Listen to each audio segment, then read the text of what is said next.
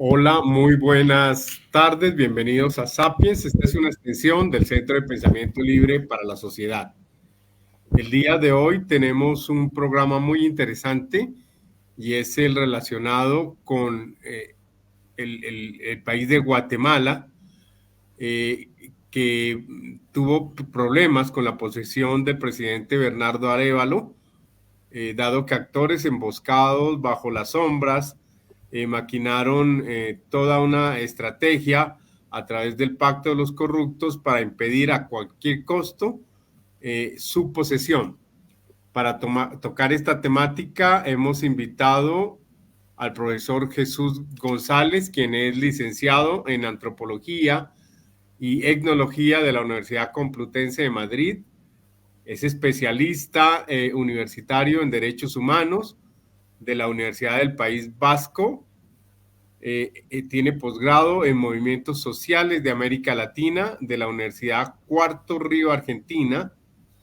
Es responsable del área de pueblos indígenas de la Organización de Solidaridad y Cooperación Internacional del País Vasco, Mugarí Gabe, con más de 30 años de trabajo en esta área, como tal, conocedor de las realidades de los pueblos indígenas con experiencia en diferentes procesos políticos y sociales en el continente americano, como Guatemala, Colombia, Bolivia, entre otros.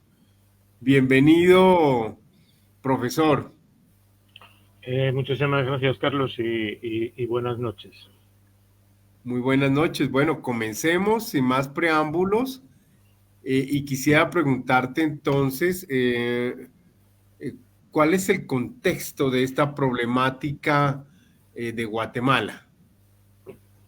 Bueno, quizás el contexto, habría dos contextos. Uno que tiene que ver con el ámbito continental, con toda una serie de cambios que se están dando en América Central, América del Sur y Caribe a lo largo de este siglo XXI, cambios en los cuales podemos entrar, pero quizás más adelante, ¿no? Sin embargo, en muchos de esos cambios, transformaciones o agitaciones, como queramos definirlas, América Central en gran medida se ha mantenido un tanto al margen, ¿no? Como se suele decir en México, tan cerca de los Estados Unidos y tan lejos de Dios, ¿no? Y eso ha marcado históricamente las políticas de las repúblicas centroamericanas y hoy en día las sigue marcando, como lo vamos a ver también más adelante para el caso de Guatemala, ¿no? Específicamente en lo que es el país, Guatemala, con más de 15 millones de personas, con aproximadamente un 45% de su población indígena, mayoritariamente perteneciente a la cultura maya, subdividida a su vez en 22 pueblos indígenas, repito, de cultura maya, ¿no? Subrayo esto porque este es un elemento que hay que tener muy presente a la hora de analizar lo que ocurre política y socialmente en Guatemala en las últimas décadas y que además en las últimas semanas, o mejor dicho, en los últimos 3 o 4 meses han recuperado un protagonismo importante, ¿no?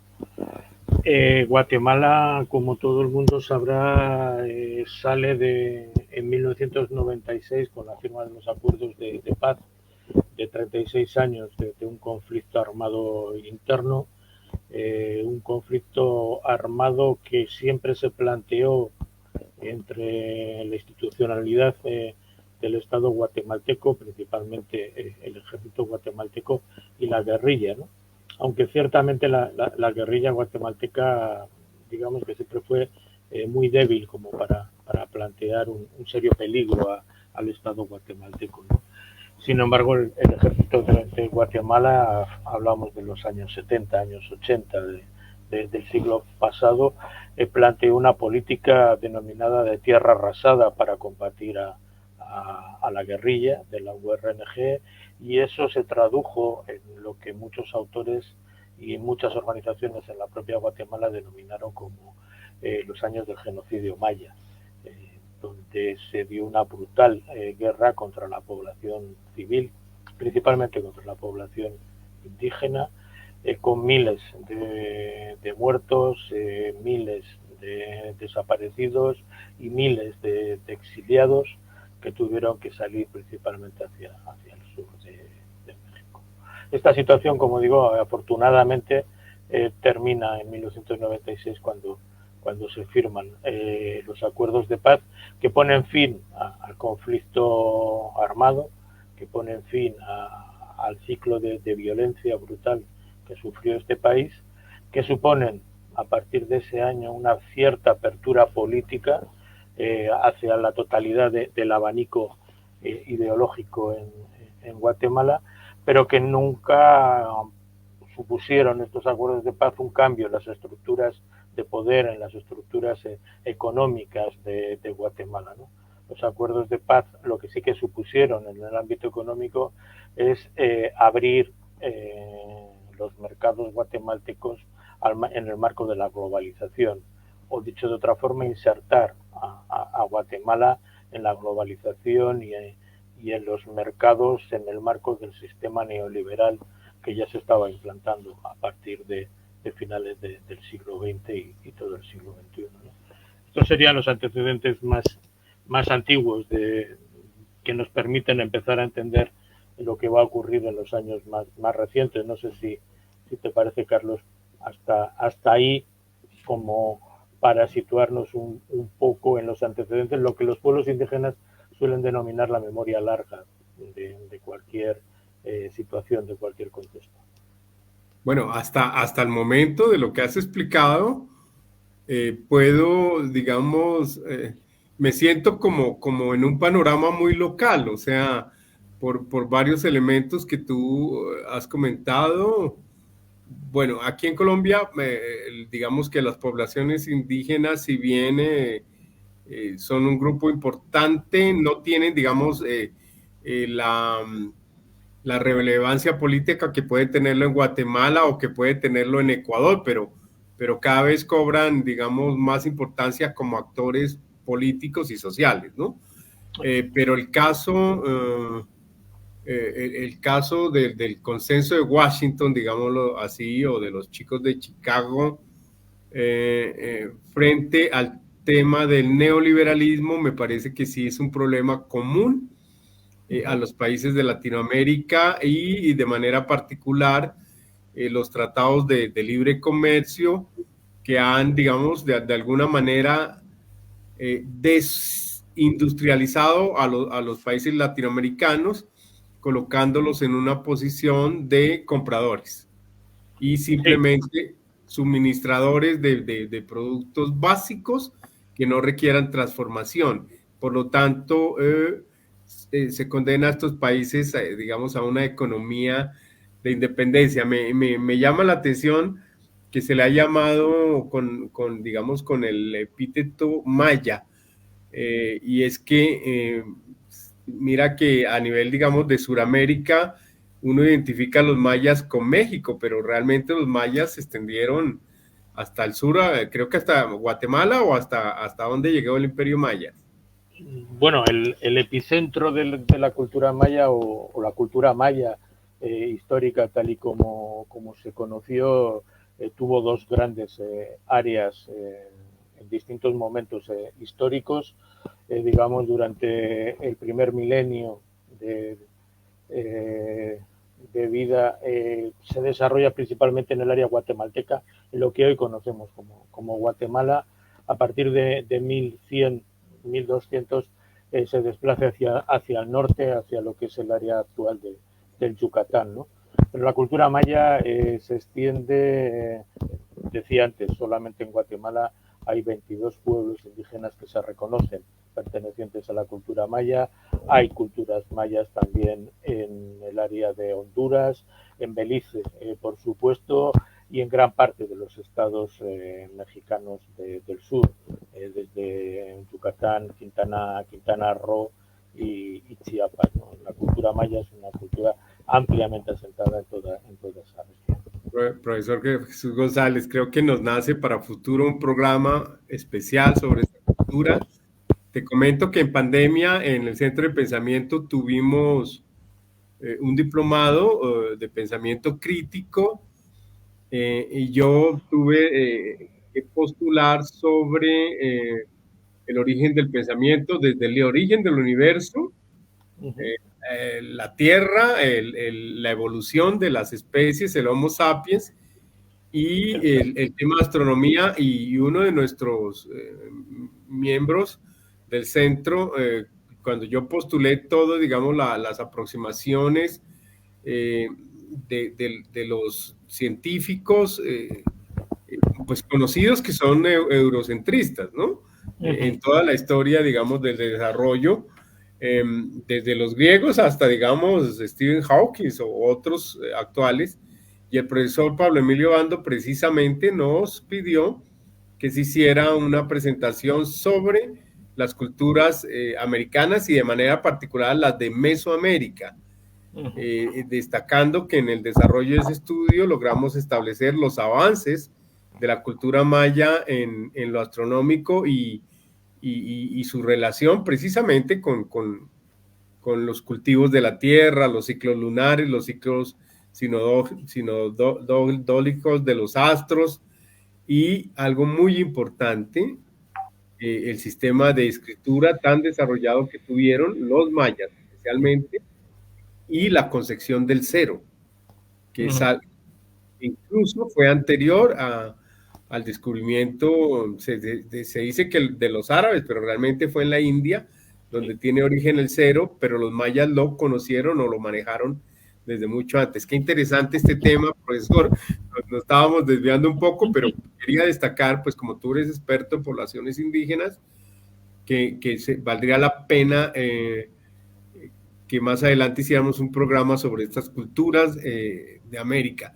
Bueno, hay una pregunta de la ingeniera Sandra Eliana Pinto, científica social del Centro de Pensamiento Libre, y antes de entrar, digamos, a las fases de la problemática, adentrémonos en esta pregunta porque este es un live, entonces ella dice, el exilio del padre de Bernardo Arévalo tendría algo que ver con su triunfo y elección como presidente.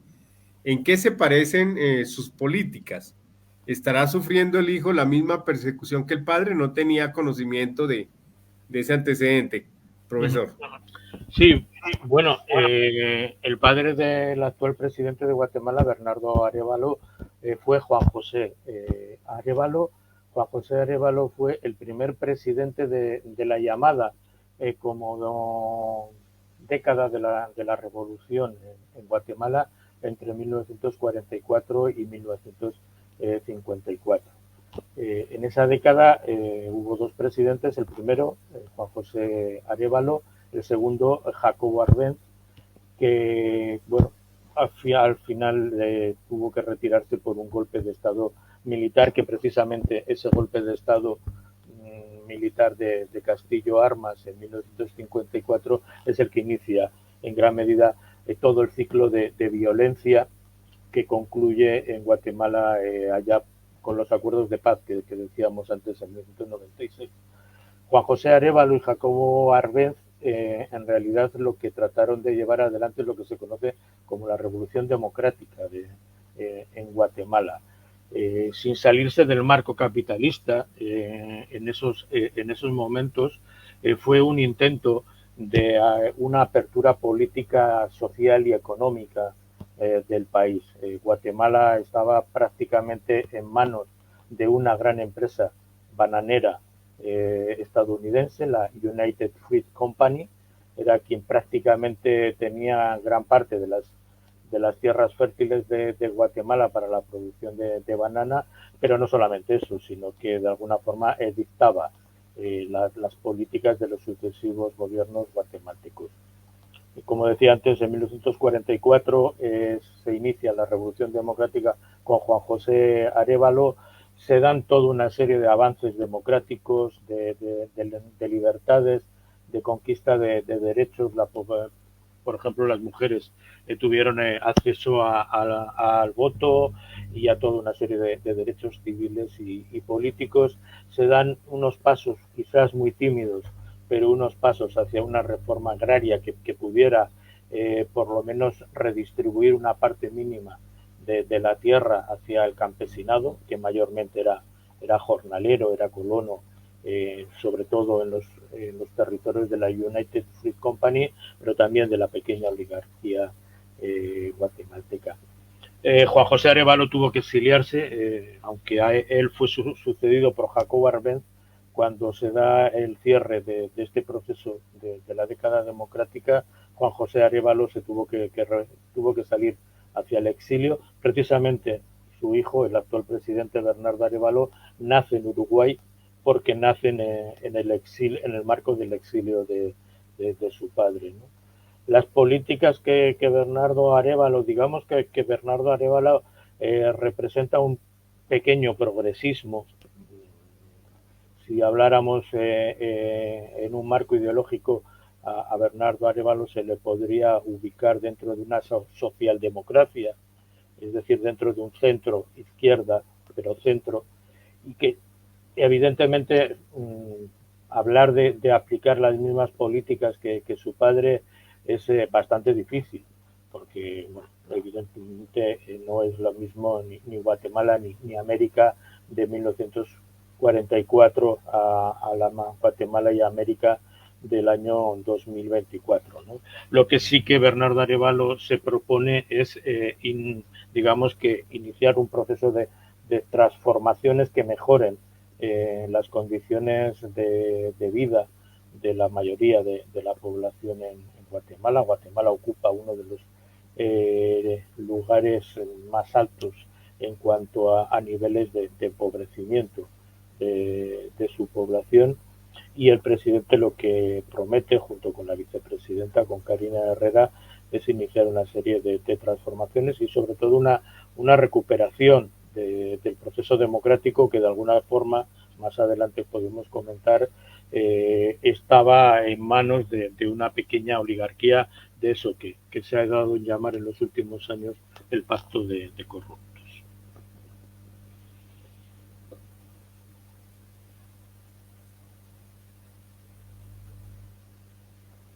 Hola, es que fui por un cable porque se me estaba bajando la batería, pero mira qué interesante.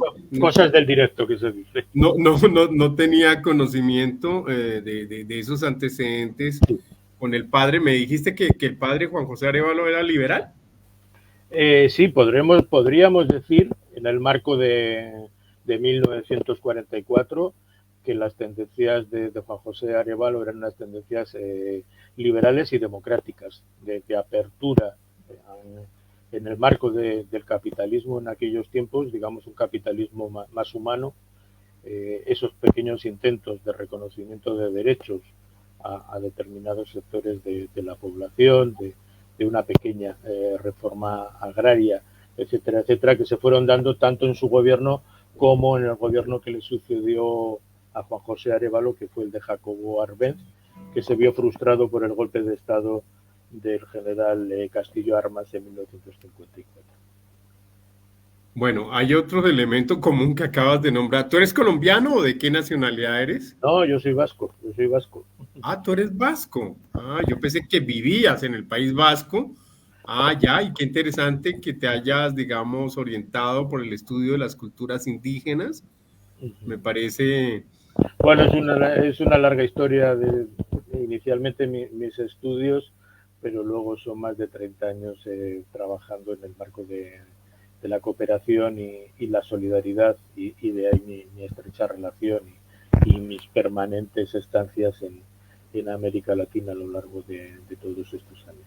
Bueno, y el País Vasco se ha caracterizado por su rebeldía frente a las autonomías con España.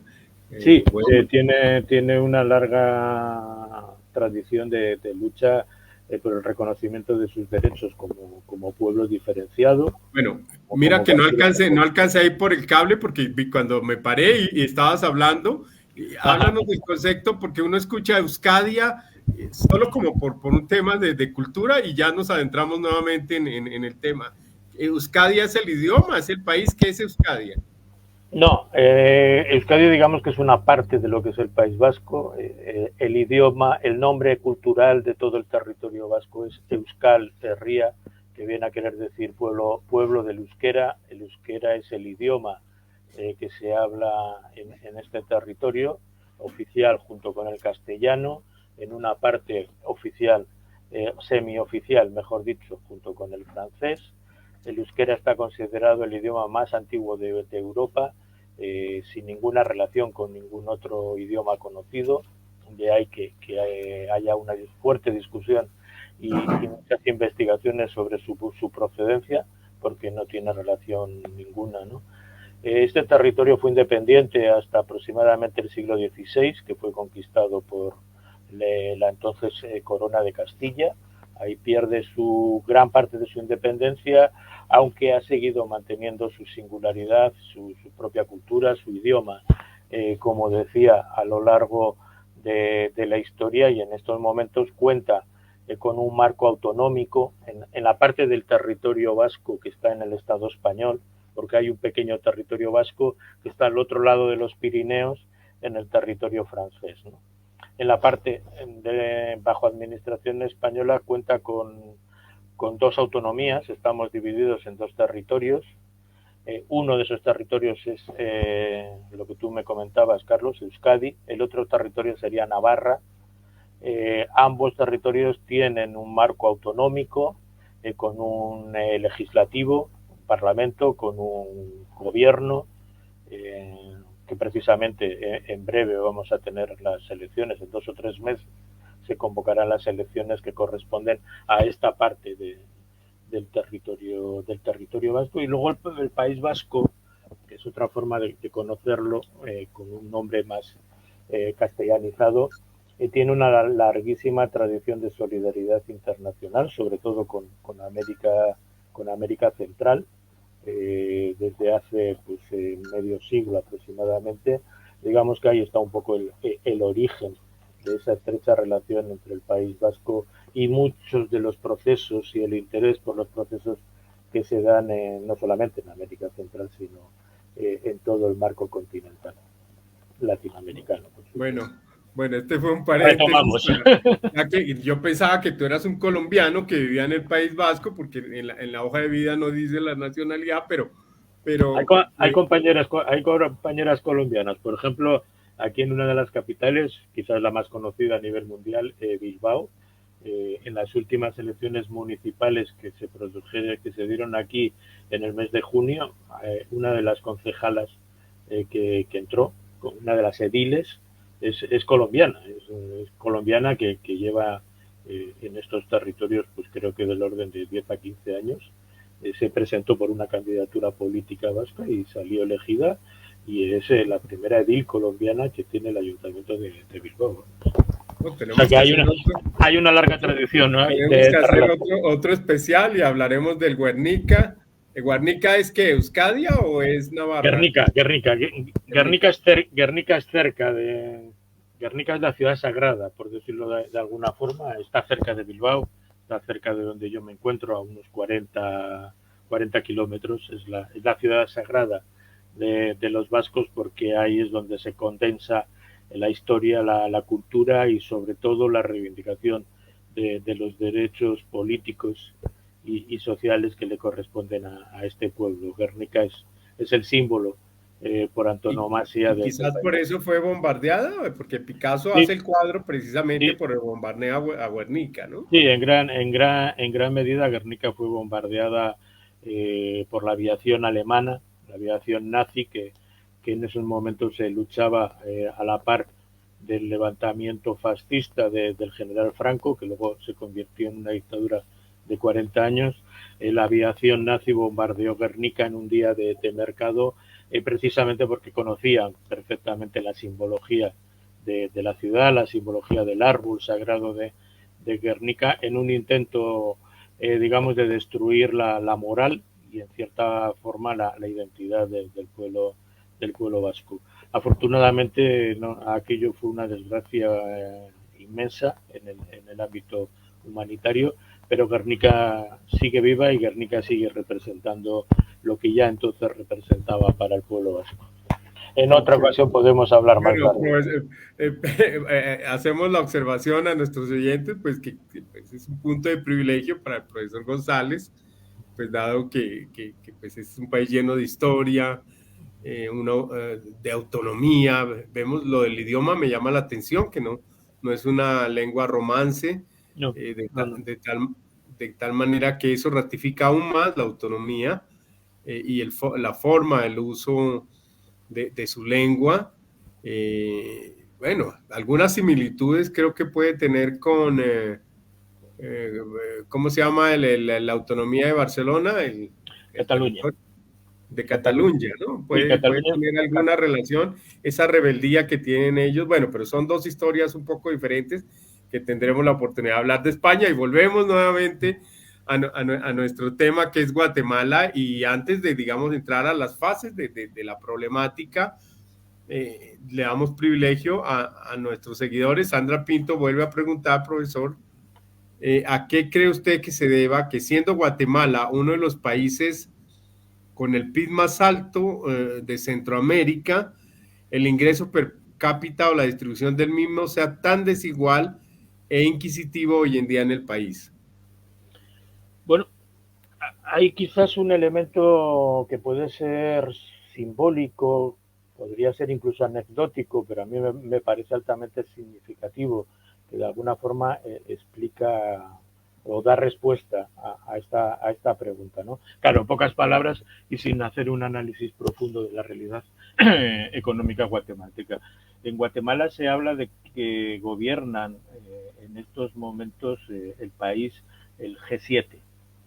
El G7, todas las personas que nos escuchan saben que cuando se habla en geopolítica internacional del G7 nos estamos refiriendo a los 7 u 8 a veces países más industrializados, más desarrollados del mundo, ¿no? Desde Estados Unidos pasando por Alemania, Italia, Francia, etcétera, etcétera, ¿no? Ese es el G7.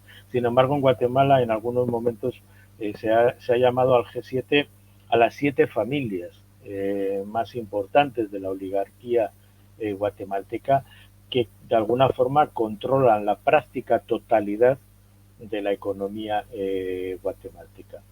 ¿Qué quiere decir que 7 familias controlen la economía del país? Quiere decir que esas familias, además de controlar la economía, también definen, hasta ahora, por lo menos en estas últimas décadas, incluidas las décadas del conflicto armado, han definido la política del país. La implantación de un desarrollo capitalista hace varias décadas, o la implantación del sistema neoliberal en las últimas décadas, tiene que ver con el poder económico y político de estas familias, ¿no? Familias a las que en las últimas décadas, sobre todo a partir de la firma de los acuerdos de paz, se suman las empresas transnacionales, generalmente empresas extractivas. Guatemala cumple el papel, como todo el continente, en el marco del sistema, del modelo neoliberal, del sistema capitalista, de generador de materia prima, ¿no? Entonces, la entrada en Guatemala, la facilitación de la entrada en Guatemala de todas las empresas transnacionales en sectores estratégicos, hablemos del sector hidroeléctrico, forestal, minero, por supuesto, incluso turístico, bancario, etcétera, etcétera, de empresas transnacionales se unen a los capitales de la oligarquía guatemalteca, y esto produce una sociedad en las últimas 2 o 3 décadas altamente empobrecida, una sociedad enormemente desigual, con unas pocas familias, como decía antes, poseedoras que manejan la mayor parte de la riqueza que se genera en Guatemala, y una inmensa mayoría de la población que viven en el más absoluto empobrecimiento. Y digo empobrecimiento y no pobreza, porque la pobreza, cuando hablamos de pobreza, hablamos de una cuestión demasiado estática, demasiado pasiva, y que no apunta a que esa pobreza es causada por alguien, es decir, tienen unos responsables. Por eso yo hablo procesos de empobrecimiento de las grandes mayorías de la población en Guatemala. En Guatemala hay departamentos del país, sobre todo aquellos ubicados en el altiplano. Aclaremos bien la diferencia entre pobres y empobrecimiento. O sea, el empobrecimiento es intencional. Eso es. El empobrecimiento nos habla de las causas de la generación de la pobreza, pero también nos habla de los responsables en la generación de la pobreza. Cómo hay alguien que genera pobreza, evidentemente a costa del enriquecimiento de otro alguien, y cómo hay alguien que es receptor de esa pobreza. Sin embargo, cuando se habla de pobreza única y exclusivamente, se está hablando de algo sin causas, de algo sin responsables. Es como nadie explica por qué el 80% de la población de Guatemala es pobre. Sin embargo, si hablamos de empobrecimiento, estamos hablando de causas y de responsables de esos procesos de empobrecimiento. Decía que en Guatemala hay departamentos donde el 85% de la población estaría ubicada por debajo del umbral de la pobreza, que más o menos está en el manejo diario o vivir al día con $1.50 o con $2, ¿no? Bueno, hay departamentos con el 80 y el 85% de la población por debajo de ese umbral.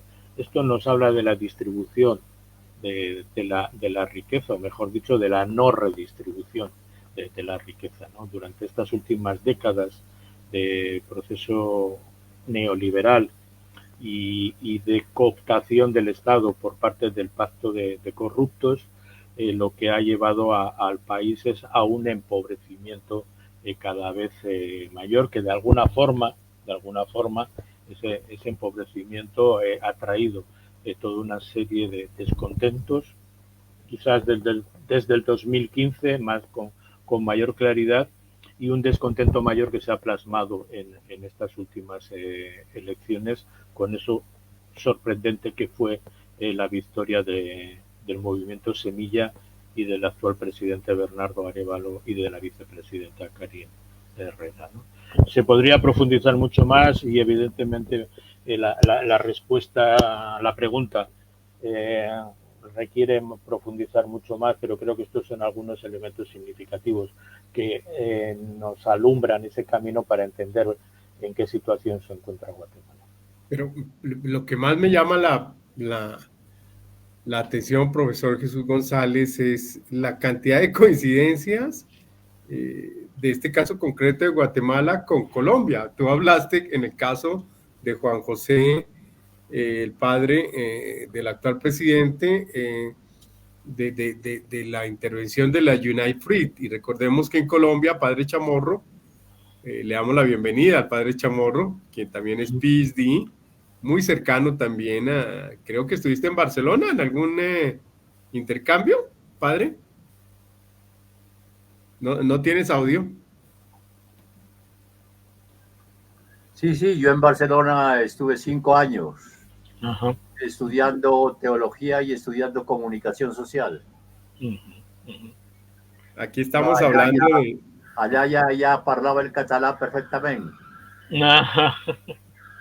Acá estamos hablando de Euskadi y bueno, del País Vasco.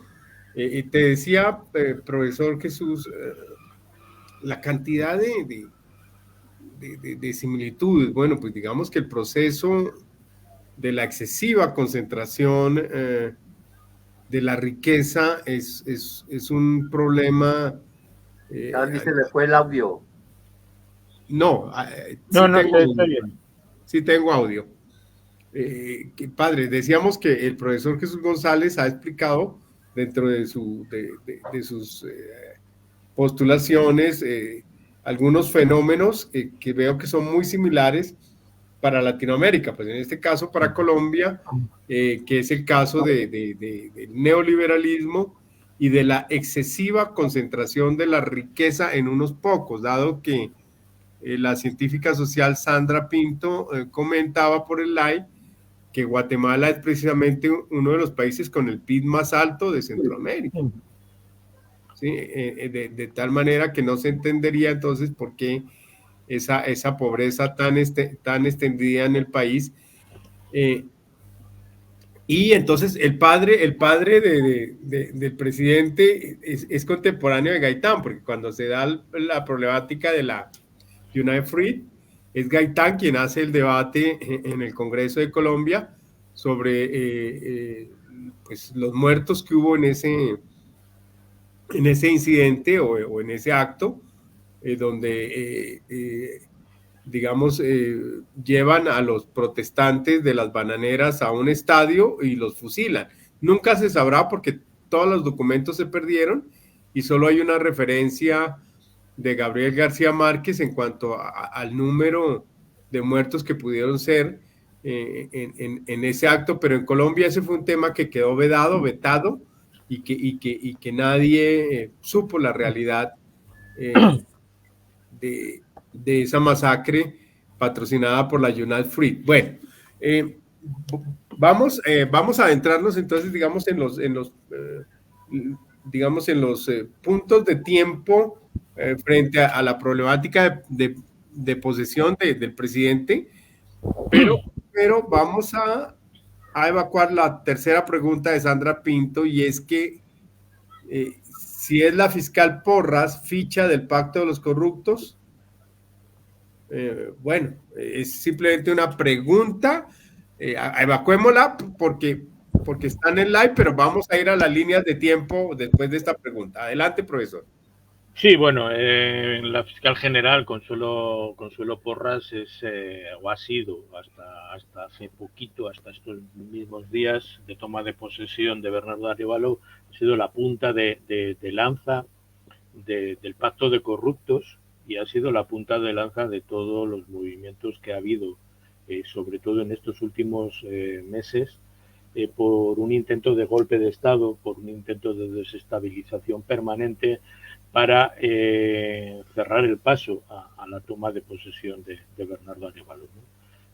Más adelante podemos profundizar un poquito más sobre los pasos que ha llevado Consuelo Porras, pero ahora dejémoslo como respuesta en que sí, es la punta de lanza en la fiscal general de gran parte del proceso de desestabilización que se ha intentado en Guatemala en estos últimos meses.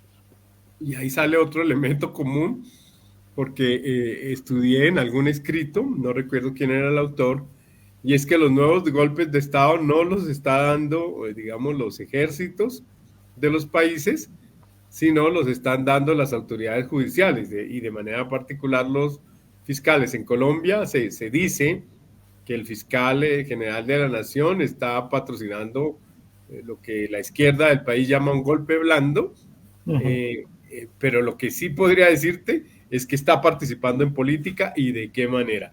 Profesor Jesús González, hablemos entonces como de las líneas de tiempo que llevaron a casi que impedir o por lo menos retrasar la posesión del presidente Bernardo Arévalo en Guatemala. Bien, sin irnos muy atrás, simplemente recordar algunas claves. Entre el año 2012 y el año 2015, el presidente de Guatemala es el ex general Otto Pérez Molina. Remarco lo de ex general porque él como militar participó en el conflicto armado interno, participó en el genocidio maya.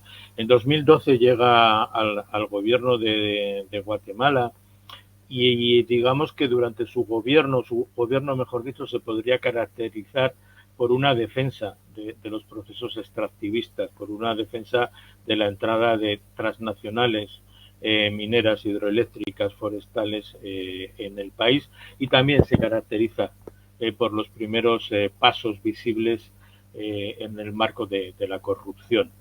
De hecho, Otto Pérez Molina, después de los primeros levantamientos populares, de las protestas que dominaron el país en el año 2015, al final Otto Pérez Molina tiene que dimitir en el final de su mandato. Otto Pérez Molina va a ser juzgado y condenado por corrupción a 8 años de cárcel, ¿no? A partir de ahí, el pacto de corruptos, digamos que se alarma cuando las investigaciones llegan a niveles tan altos. Por una parte es condenado Otto Pérez Molina, pero en un caso similar de corrupción es condenada Rosana Baldetti, que es su vicepresidenta, ¿no? Un resultado de los acuerdos de paz había sido la constitución de la CICIG, lo que se denomina la Comisión Internacional contra la Impunidad en Guatemala.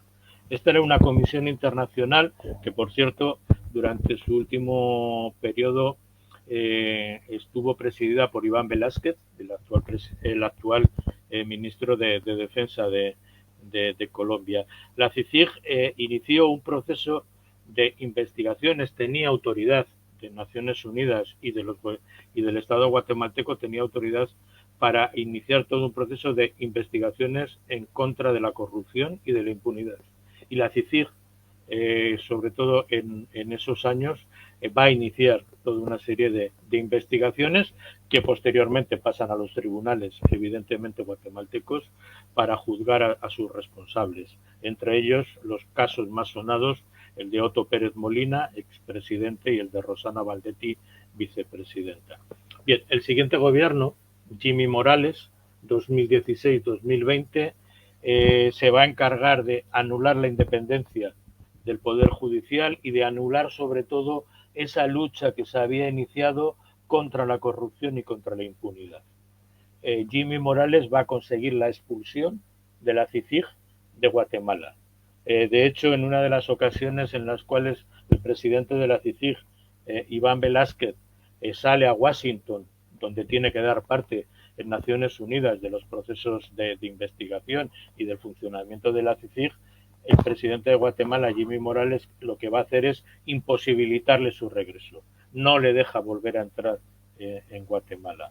De tal forma que Iván Velásquez tiene que seguir al frente de la CICIG durante el último año de su mandato, digamos que dirigiéndola desde Washington, ¿no? Porque Jimmy Morales no le permite, y Jimmy Morales va a conseguir la expulsión del país de la CICIG, cerrar esa etapa, ¿no? Como podemos imaginar, todo esto lo que supone es evidentemente una lucha en contra de aquellos procesos que investigaban los sistemas corruptos y la impunidad. Y así llegaríamos al último gobierno, al más reciente, el de Alejandro Giammattei, que acaba de ser relevado de su cargo, gobierna entre 2020 y 2024. Su gobierno se caracteriza por el asentamiento del modelo de impunidad y de corrupción. Giammattei, 3 días después de dejar su cargo, concretamente el día 17 del mes de enero, entra en la ley Magnitsky de los Estados Unidos, es acusado de corrupción, de recibir sobornos de empresas transnacionales mineras en Guatemala, junto con su ministro de Energía y Minas, y a Giammattei y al ministro Estados Unidos le ha congelado todos sus activos en Estados Unidos y le ha retirado la visa. En estos momentos Giammattei no puede, y su familia, al igual que el anterior ministro de Energía y Minas, no pueden entrar en Estados Unidos porque se les ha retirado la visa, ¿no? De hecho, Giammattei se aseguró ser miembro del Parlacen, del Parlamento Centroamericano, para tener una cierta inmunidad, ¿no? Este es el marco.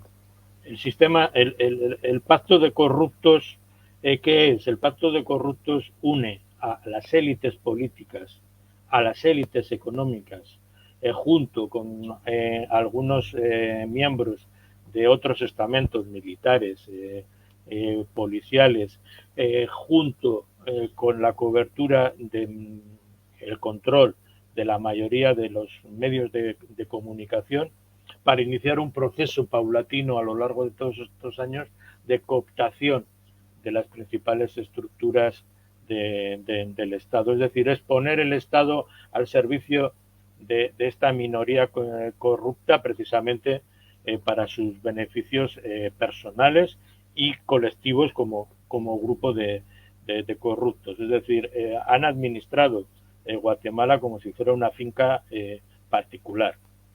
Eso es lo que han hecho durante estos últimos años, repito, desde presidentes, vicepresidentes, etcétera, etcétera.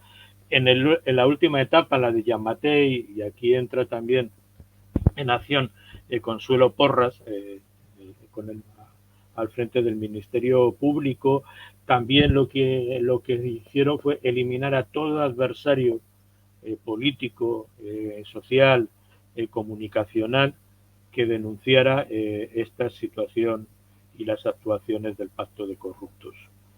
En este sentido, algo que visibiliza esta situación es que Yamatei ha terminado su gobierno con más de 30 operadores de justicia, es decir, jueces y fiscales que han tenido que salir al exilio, principalmente hacia Estados Unidos, pero también hacia Costa Rica, hacia el Estado español, ¿no? Es decir, todo juez, todo fiscal, todo abogado que no se plegaba en estos años a los intereses del Pacto de Corruptos y que trataba de abrir alguna investigación, automáticamente eran criminalizados, en algunos casos encarcelados, y en la mayoría de los casos les daba el tiempo justo para tomarse un avión, en algunos casos de forma prácticamente clandestina, y salir al exilio antes de acabar con sus cuerpos en la cárcel, ¿no? Esto llega, por ejemplo, hasta niveles como el ex procurador de Derechos Humanos, Jordán Rodas, que fue candidato en las últimas elecciones, quiso ser candidato a las últimas elecciones, pero Jordán Rodas tuvo que salir hace ya año y medio, tuvo que salir al exilio, el ex procurador de los derechos humanos, ¿no? Este es el marco en el cual se da el último proceso electoral que si les parece bien entramos a partir de ahí, pero este es el escenario, la situación de los últimos años bueno, en Guatemala. Hablaste de la intervención del ministro Velázquez. Recuérdame la sigla y qué traduce, y creo que depende de la ONU. Comisión Internacional contra la Impunidad en Guatemala. Es una instancia dependiente de Naciones Unidas. De Naciones Unidas. Pero creada con acuerdo del Estado guatemalteco, digamos como un producto posterior de los acuerdos de paz, para que hubiera un organismo internacional que velara en contra de la corrupción y de la impunidad en Guatemala.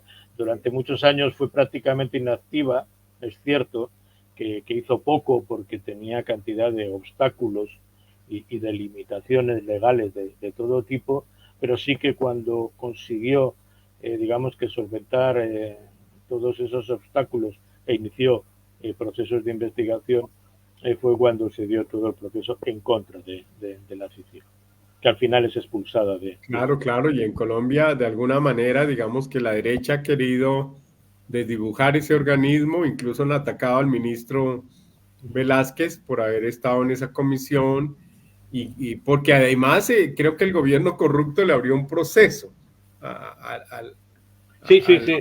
Sí, vamos, hubo todo un proceso de criminalización, de difamación, de desgaste, de generación de bulos sobre la persona de Iván Velázquez, porque era el que, al ser quien presidía la CICIG, era el que había que atacar, ¿no? En realidad al gobierno de Jimmy Morales no le interesaba tanto Iván Velázquez como la CICIG.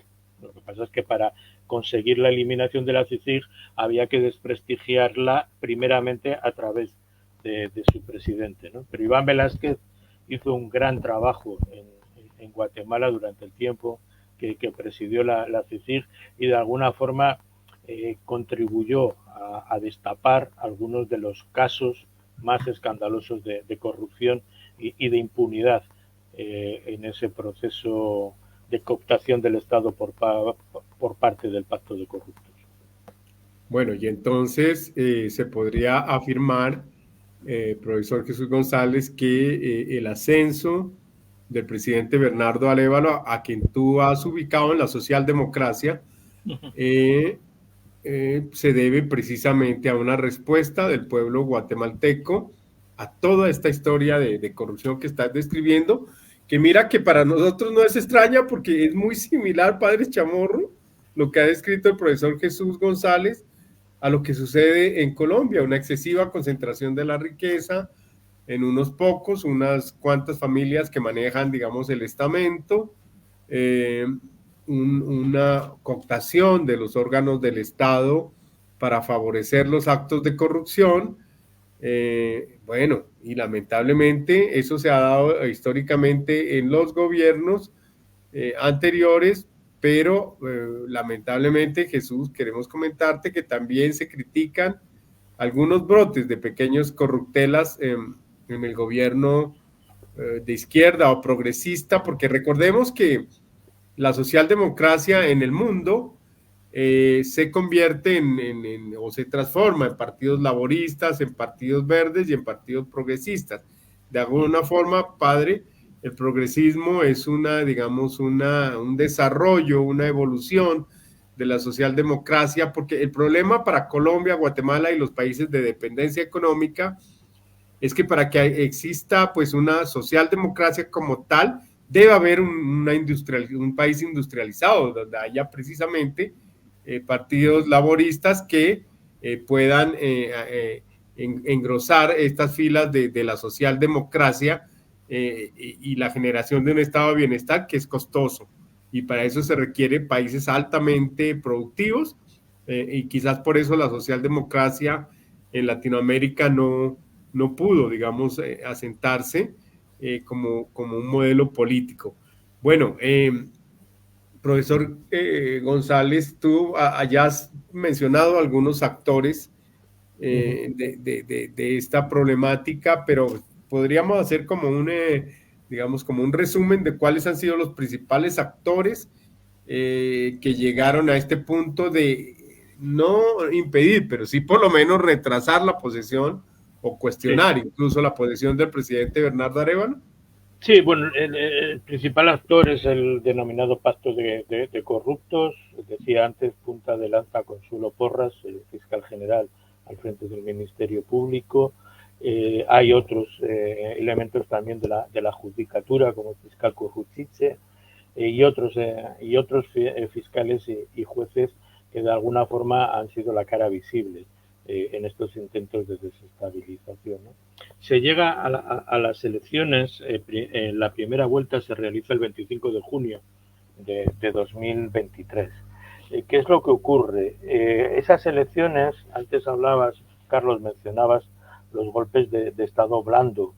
En algunos procesos electorales se ha denunciado fraudes en los recuentos. Bueno, en Guatemala digamos que se va a operar un proceso diferente, innovador, y es decir, es no hacer un fraude al final, sino hacerlo al principio.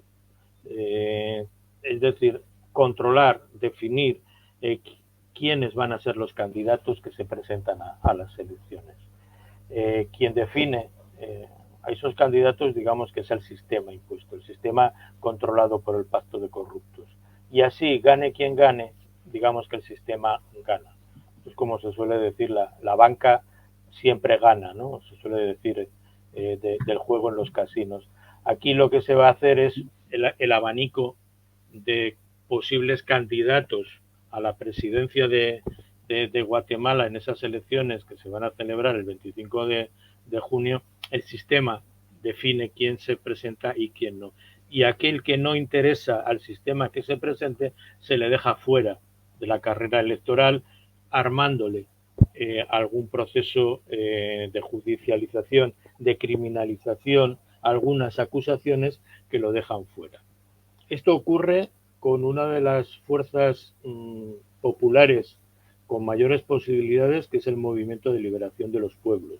El MLP presenta como candidata a una mujer indígena MAM, Telma Cabrera, que ya se había presentado hacía 4 años y había dado la sorpresa porque en la primera vuelta llegó a quedarse en 4º lugar, fuera de la segunda vuelta, pero fue sorprendente que por primera vez, digamos, que el MLP y Telma Cabrera reunieran tanto voto, ¿no? Ahora la candidatura de Telma Cabrera se une con la candidatura a la vicepresidenta de Jordán Rodas, que es el ex procurador de los derechos humanos que para entonces ya lleva varios meses fuera de Guatemala exiliado. Concretamente, él se exilia aquí en el País Vasco, ¿no? Contra Jordán Rodas se va a abrir un proceso aduciendo que durante su mandato como procurador de derechos humanos cometió algunas irregularidades. Por supuesto, no se presentan nunca pruebas, pero se le abre ese proceso. ¿Qué supone esto? Que se invalida automáticamente su candidatura. Y el MLP lo que plantea es que la candidatura debe ser aceptada. Al final, después de toda una serie de procedimientos en el Tribunal Supremo Electoral e incluso en la Corte de Constitucionalidad, que es el órgano judicial más alto del país, el MLP queda apartado de la carrera electoral. Y así el sistema, digamos que ya tiene todo. Tiene perfectamente definidos a los candidatos que quiere, ¿no? De hecho, todo parece ser que se va a llegar a las elecciones, a la primera vuelta el 25 de junio, con dos mujeres con posibilidades de ganar. Una sería la representante de la UNE, un partido de centro-derecha, y la otra sería hija de uno de los dictadores militares, de Efraín Ríos Montt, condenado por el genocidio maya, que también tiene posibilidades de llegar, de pasar ambas a la segunda vuelta. La sorpresa se da el 25 de junio en las elecciones. Sorprendentemente, nadie lo había previsto, ninguna empresa encuestadora lo tenía en sus pronósticos, pero pasa a segunda vuelta concretamente el movimiento Semilla, el movimiento que lidera Bernardo Arévalo y Karin Herrera. Es decir, se ha dado una concentración de voto, el voto del descontento, voto popular, voto campesino, voto indígena, el voto de las mujeres. Al no poder presentarse el MLP, se ha dado una concentración de este voto en el movimiento Semilla. Y nadie había previsto esta posibilidad, ¿no? Con lo cual la sorpresa es mayúscula.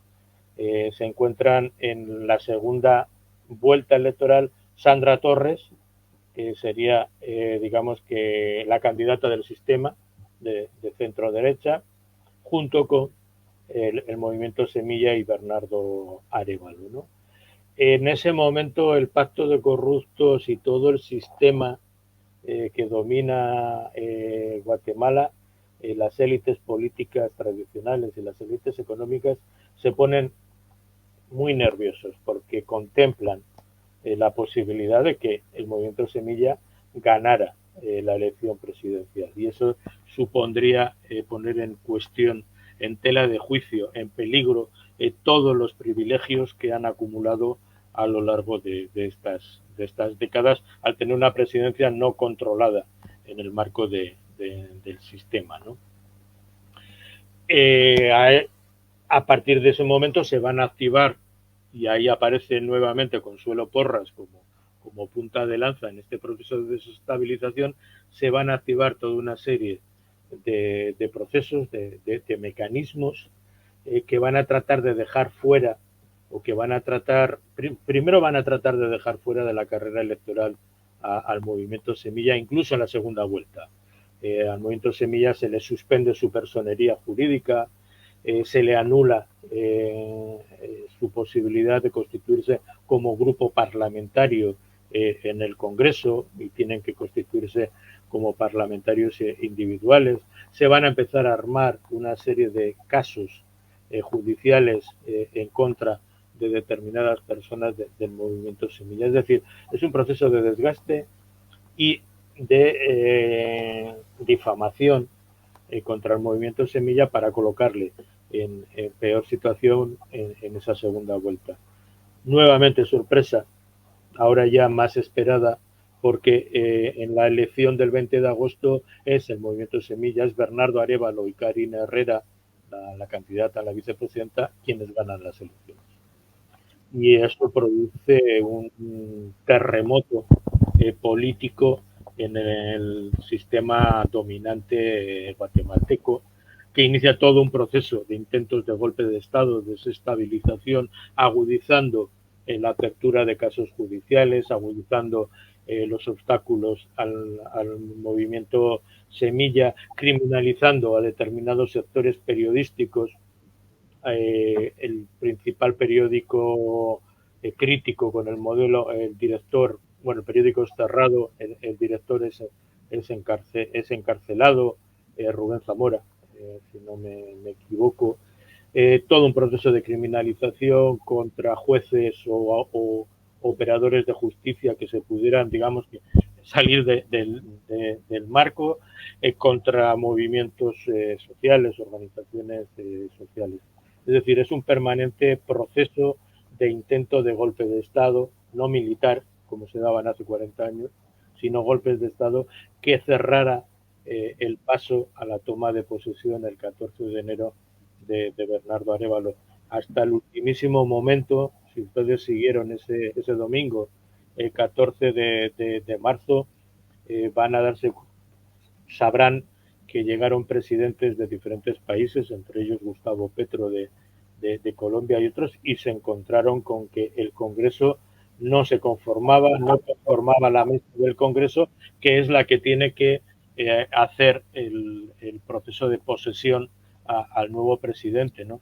Esto se fue demorando a lo largo de todo el día, con manifestaciones en las calles, en un nuevo intento último, desesperado, por que no se diera esa posesión. Si no recuerdo mal, la posesión del presidente y la vicepresidenta se dio allá como a las 2 o las 3 de la madrugada del día 15 ya, porque fue un día de muchísima tensión política y civil, y social en Guatemala, ¿no? Este es un poco el proceso que ha llevado estos últimos meses y que al final han concluido cuando menos con esa toma de posesión y ese nuevo presidente que es Bernardo Arévalo. Bueno, profesor, nuevamente muchas similitudes. A mí me parece, padre Chamorro, que el profesor Jesús González está hablando de Colombia. O sea, yo no encuentro ninguna diferencia entre los supuestos fácticos que han acontecido a lo que acontece a Colombia. Bueno, te cuento, padre, que ayer me llamaron la atención en el Centro de Pensamiento, porque a veces nos concentramos mucho en las críticas del gobierno y no miramos de pronto, en el caso de Colombia, padre Chamorro, y no miramos las cosas positivas que también se están haciendo.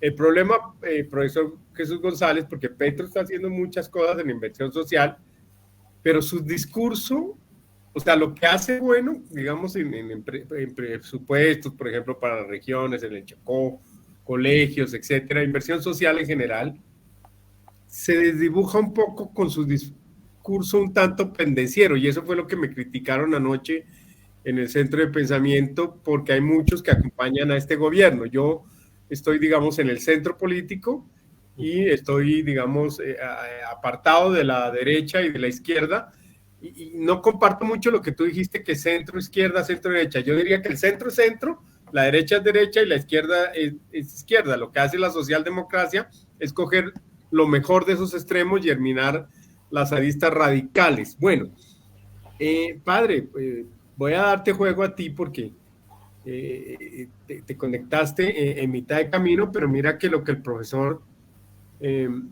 nos está comentando presenta serias similitudes con los procesos sociales en Colombia. Y te comento, profesor Jesús González, que el padre Chamorro es un líder social muy importante en el sur occidente de Colombia, en una región o en un departamento que se llama Nariño, que es en el sur de Colombia y que es, digamos, donde se bifurca la cordillera de los Andes en 3 ramales en Colombia, en el nudo de los Pastos, se bifurca en las 3 cordilleras que hay en Colombia.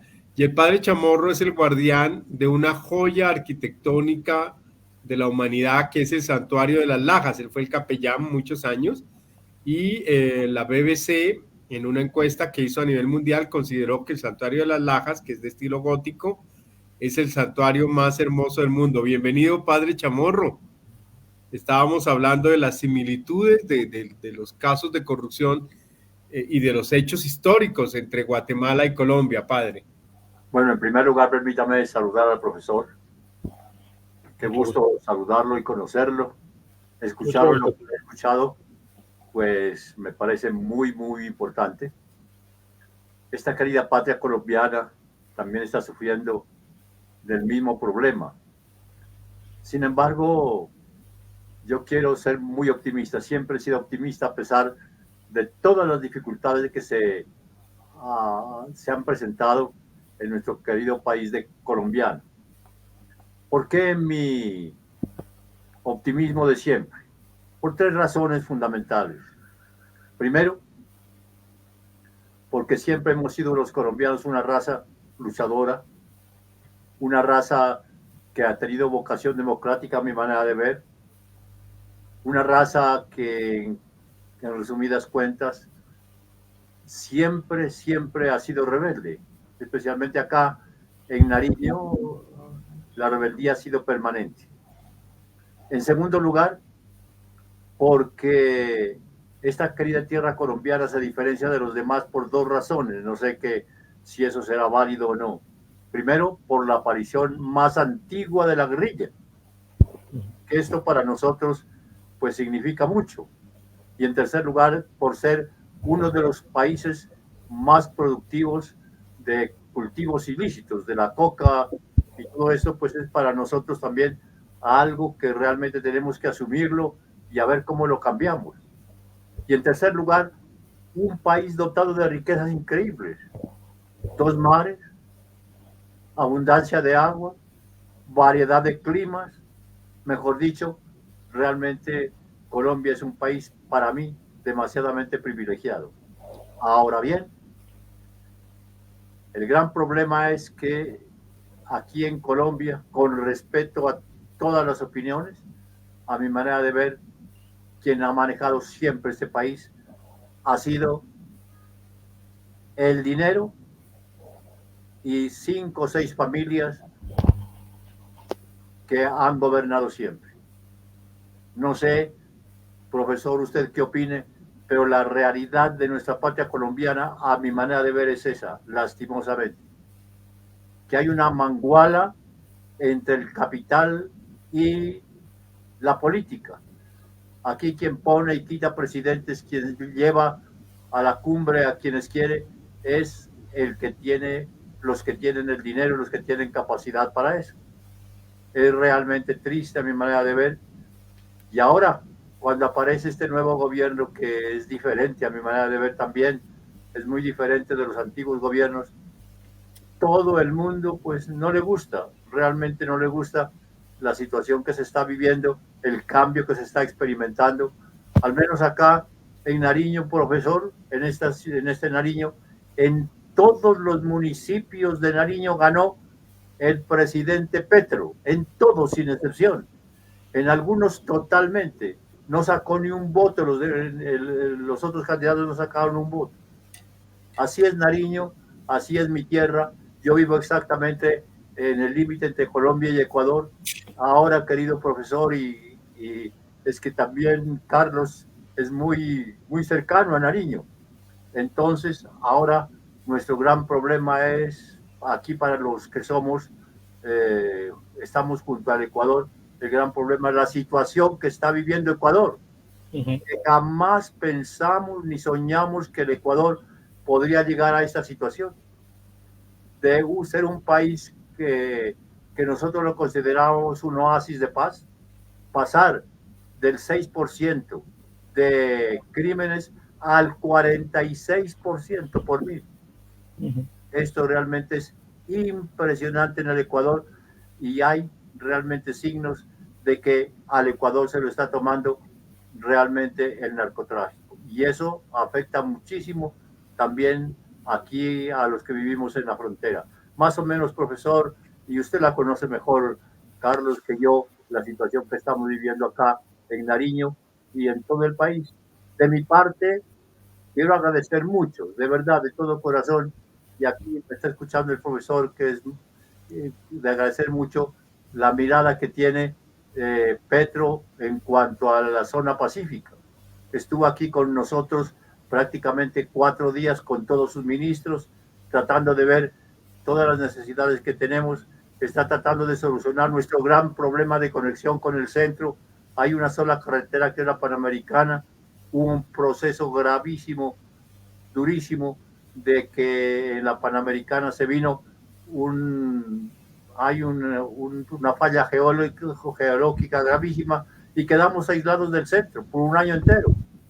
Bueno, he ahí entonces un panorama más o menos ya que le puedo pintar, profe, de cómo vivimos acá en el sur. Pero, repito, somos una raza que no nos vamos a dejar, que nos vamos a levantar. Somos el águila, ¿cómo se llama eso? El águila, bueno, que se levanta de las cenizas. El ave fénix. Pero yo diría más bien un cóndor. Yo diría que el padre Chamorro es un cóndor de los Andes de América. No, para mí es un honor compartir este rato con ustedes, con ambos y con todas las personas que están escuchando y espero que algunos de los elementos que yo pongo sobre la mesa sirvan no para convencer, sino para la reflexión y para el análisis, ¿no? Al convencimiento se llega después de la reflexión y del análisis. Dígame. Profe, de todas maneras tengo esa pregunta, no sé, Carlos, si me la comparte, de que realmente aquí hay esa manguala entre el capital y la política y que eso es para mí fatal para la democracia. No sé qué pasará por allá, pues, por ejemplo, en Guatemala y sus conocimientos, profe. Écheme una manita a ver qué.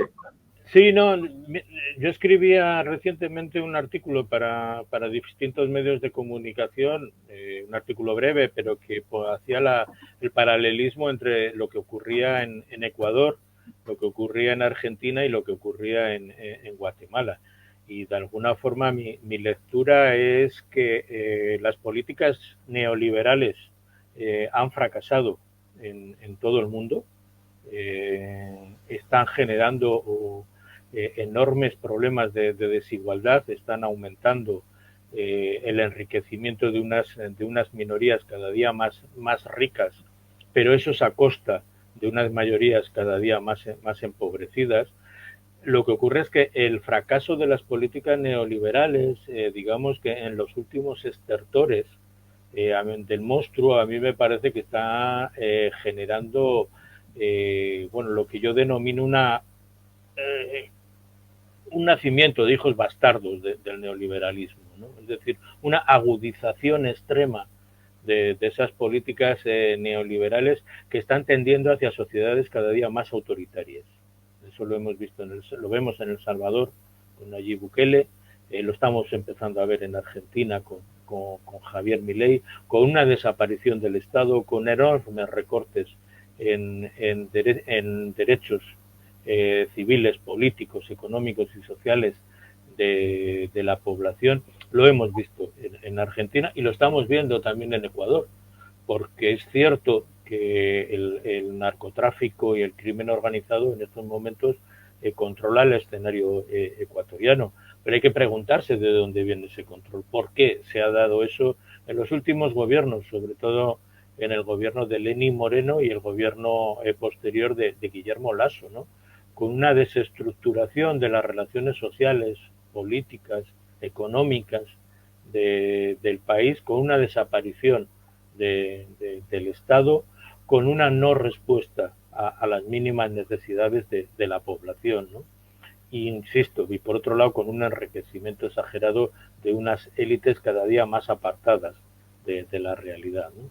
Esas desestructuraciones tienen como resultado, en el caso de Ecuador, pues que Ecuador termine controlado por el narcotráfico y por el crimen organizado.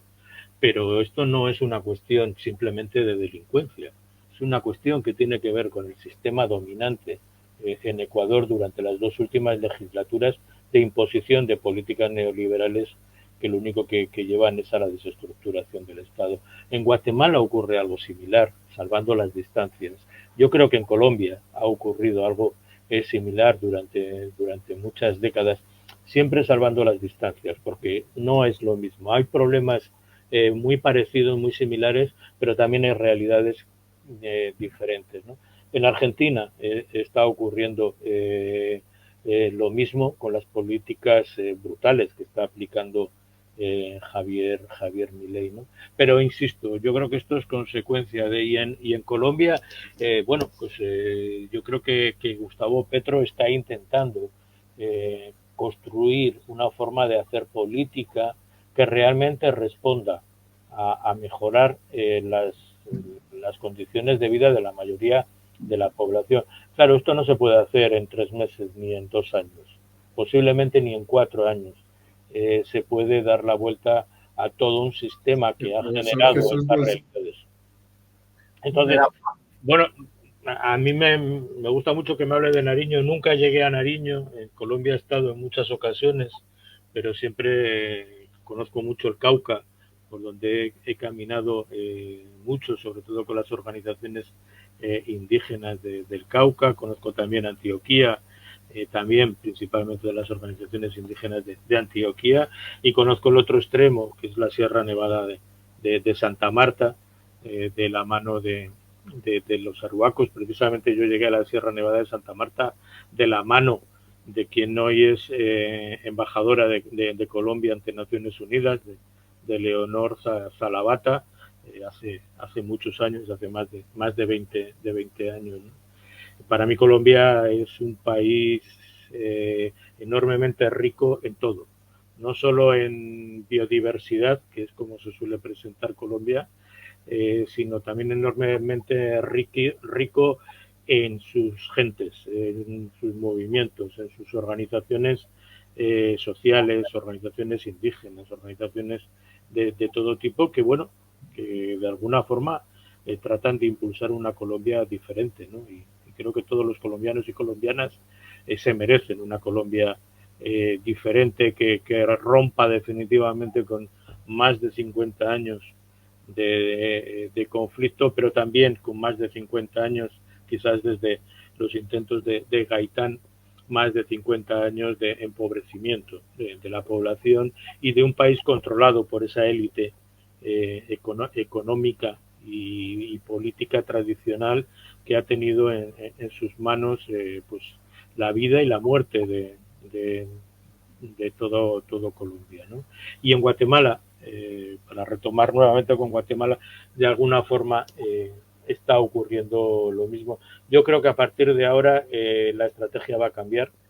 Digamos que ahora entro hacia lo más actual y haciendo previsiones de futuro con todo lo difícil que es hacer previsiones de futuro, y confieso lo poco que me gusta a mí en política hacer previsiones de futuro, pero sí que creo que va a haber un cambio de estrategia en ese pacto de corruptos en Guatemala.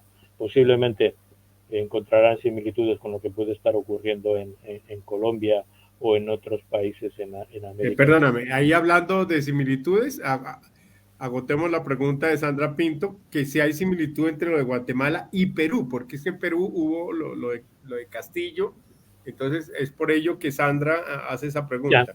Bueno, yo creo que Perú quizás tiene más similitudes con lo que fue el golpe de Estado contra Evo Morales en 2019 en Bolivia, de la mano de Yanine Áñez, que en estos momentos sigue encarcelada por aquel golpe de Estado, ¿no? Lo hemos comentado a lo largo de este tiempo en distintas ocasiones, ¿no? Ya no se dan golpes de Estado militares, afortunadamente, como se daban hace 30, 40 años, que daban lugar a dictaduras brutales, dictaduras muy sangrientas, ¿no? El modelo neoliberal lo que ha ido implantando cuando ve peligrar su dominio, y cuando digo el modelo neoliberal me refiero sobre todo a aquellos actores que controlan este modelo neoliberal, hablo de las élites económicas principalmente y también de las políticas tradicionales, cuando han visto de alguna forma peligrar sus privilegios, lo que han optado es por el golpe de Estado blando, que se denomina, el golpe de Estado legislativo o parlamentario, el impeachment, el lawfare, son las distintas modalidades que han ido implementando. Pues yo creo que inauguraron esa etapa allá por 2008 con Mel Zelaya en Honduras, y después siguieron con Fernando Lugo en Paraguay, con Dilma Rousseff en Brasil, el intento de golpe de Estado mucho más duro que anteriormente se dio en Venezuela contra Chávez, intento de golpe de Estado contra Correa en Ecuador, el intento que ya he comentado, en este caso exitoso durante un año, al final se pudo revertir en Bolivia, ¿no? Y en Perú ocurrió exactamente lo mismo. Un golpe de Estado más duro, no fue un golpe de Estado simplemente parlamentario. Hay que recordar siempre que se han contabilizado en torno a algo más de la sesentena de personas muertas en las semanas posteriores al golpe de Estado, precisamente ante las protestas de ese golpe de Estado que se estaba operando contra el presidente Castillo. Y Perú sigue en esa situación de prácticamente golpe de Estado, ¿no? Insisto, con similitudes y con diferencias, con sus matices, creo que esta es una constante que se está dando en prácticamente todo el continente, ¿no? Desde Guatemala, o mejor dicho, desde México hasta la Argentina, ¿no? Perfecto, profesor. Mira que ya estamos por fuera del tiempo. Era una hora, llevamos 1 hora 21, pero queremos decirle a los oyentes que se están conectando, pues que el profesor Jesús González es autor de varios libros. Es tan grande el currículum que me envió que lo estoy leyendo por partes, y pues es una autoridad realmente de lo que está hablando, y quisiera comentarles que es autor de varios libros. En 2007 escribió Bolivia, la construcción de un país indígena, Icaria Barcelona. En 2017, Transnacionales, oligarquía y criminalización de la protesta social, el caso Guatemala, Mugari Gay en Bilbao. En 2020, medios de comunicación al servicio de quién, Icaria Barcelona. En 2022, La vida en juego, derechos humanos y de la naturaleza violentados, Icaria Barcelona. En 2022, La otra América Latina, momentos y aprendizajes que cambian el mundo. En 2023, El Store, una consulta de mala fe, prensa comunitaria. Y me recuerda que en el Centro de Pensamiento tenemos grandes escritores. Uno de ellos está conectado, que es el literato Pablo Emilio Bando, uno de los escritores más prolíficos en América Latina. Está incapacitado, por eso no nos está acompañando. Y pregunta, profesor, vamos a evacuar las del live porque queda una pregunta concreta en ese, bueno, aunque ya hiciste un esbozo, pero ¿qué va a pasar en Guatemala?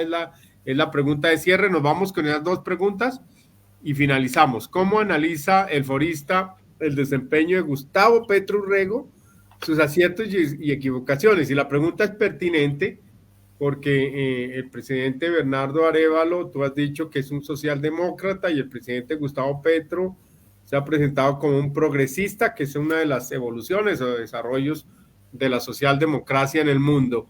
¿Qué puedes decir desde la distancia?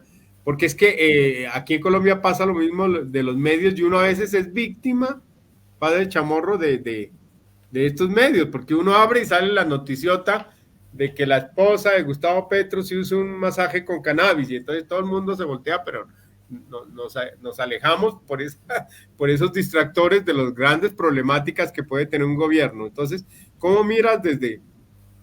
¿tú estás en Bilbao o en qué ciudad estás? Sí, en Bilbao.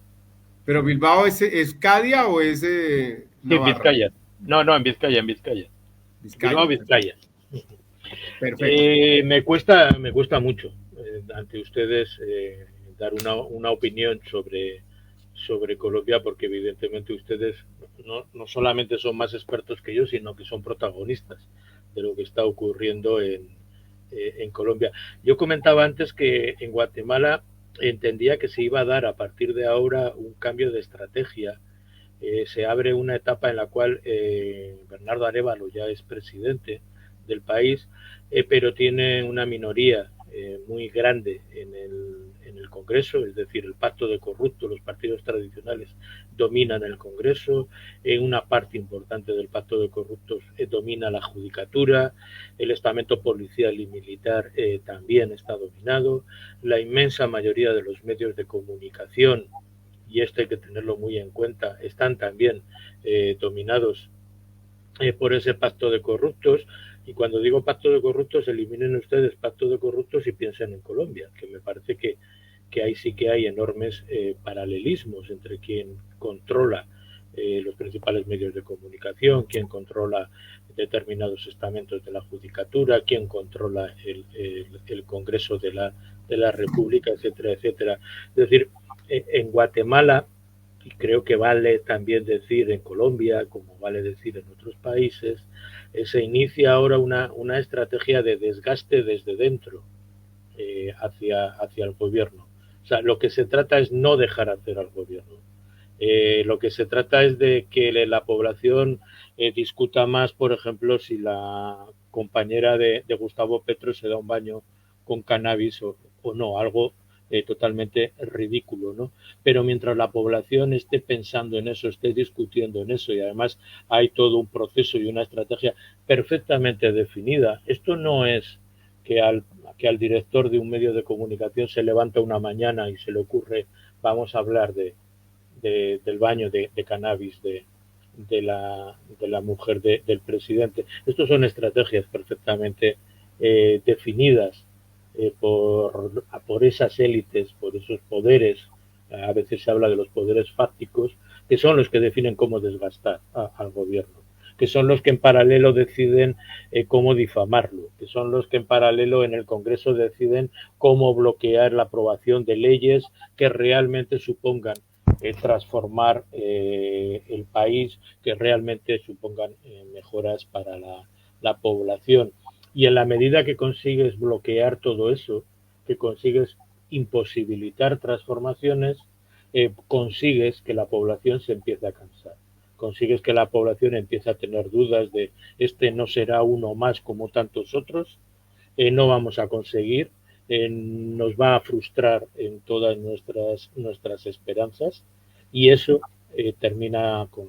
Yo lo que pediría es que en Colombia, como espero que ocurra en Guatemala, haya un compromiso fuerte con el intento que es transformar el país. Hay que dar una oportunidad a estos nuevos gobiernos, primero porque han llegado, y esto es importante, han llegado a ser gobierno siguiendo los procesos democráticos, que a veces nos olvidamos. Pensamos que estos son gobiernos populistas, pseudo-autoritarios y demás, no, han llegado al gobierno mediante procesos electorales limpios y democráticos, ¿no? No lo he comentado, en Guatemala durante los últimos 3 meses, precisamente hasta la toma de posesión el domingo 14 de enero, durante 3 meses, fue el movimiento de autoridades indígenas de Guatemala, fue el campo, fue lo rural el que se levantó en una protesta y bloqueos continuos para intentar frenar los intentos que se daban de desestabilización y de golpe de Estado. Las autoridades indígenas durante 3 meses han dicho que ellos no estaban apoyando a Bernardo Arévalo. Ellos lo que estaban apoyando era la recuperación de la democracia para Guatemala, que había sido de alguna forma prostituida por el pacto de corruptos. Y lo que han dicho es que van a ser vigilantes con los pasos que dé Bernardo Arévalo, que le van a respaldar, pero que van a ser vigilantes y que van a ser muy exigentes. Y Bernardo Arévalo, el gobierno de Bernardo Arévalo, tiene que dar pasos hacia transformaciones profundas que vayan revirtiendo esos procesos que hablábamos al principio de empobrecimiento. Pero Bernardo Arévalo y su gobierno no pueden hacerlo solos. Tienen que contar también con los respaldos de diferentes organizaciones e instituciones de todo tipo. Por eso yo diría que creo que hay que dar una oportunidad a Gustavo Petro en Colombia, a Bernardo Arévalo en Guatemala, por construir una sociedad diferente. Porque la que ha habido hasta ahora en las últimas décadas la conocemos y sabemos a dónde nos ha llevado. Entonces, si tenemos la oportunidad de construir algo diferente, démosnos esa oportunidad, y eso, insisto, yo creo que pasa por apoyar los procesos que se están dando tanto en Colombia como en Guatemala, siempre desde una visión crítica. No se puede cerrar los ojos, ceguera absoluta y haga usted lo que considere. No. Desde una visión crítica se construye una sociedad diferente. Eso me parece que es importante tenerlo muy en cuenta. Pues agradecemos al profesor Jesús González. Mira que ya hay una serie de comentarios por el live que nos llaman la atención, porque a veces, padre, y en eso me incluyo yo, anoche me regañaron toda la noche los miembros del Centro de Pensamiento Libre, porque me llegan muchas noticias y yo comparto, pues la mayoría como me llegan, pero tengo que filtrar más, como lo expresa. Este es un aprendizaje, padre Chamorro, y es que debemos contrastar antes de compartir informaciones, porque a veces los medios tradicionales se dedican a mostrar solo las cosas negativas, y resulta que estos gobiernos de corte social, lo que pasa es que en Latinoamérica, en Europa, pues la izquierda y el socialismo son partidos que tienen, digamos, la misma visualización que los partidos de derechas tradicionales, pero en América Latina, por los movimientos armados, la izquierda tiene ese estigma, digamos, o sea, se asimila desde los años 70 que ser de izquierda es reivindicar la lucha armada, y resulta que no es así.